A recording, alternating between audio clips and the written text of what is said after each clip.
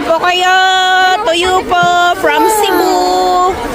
100 grams po to, 25 HKD. Tapos, meron din tayong pusit. Pusit po natin, 100 grams din po, Nice. 35 HKD po. Available.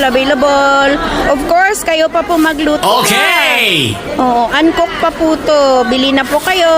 Available po to dito lang sa pwesto ko. Bili na. Parang nasa Pilipinas ka lang po.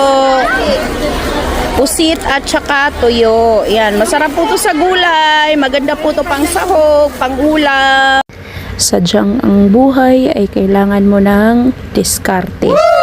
Tamang diskarte. Kahit ano pa yan. Ito yung akin. Ang pagbebenta. Pagbebenta ng kung ano-ano.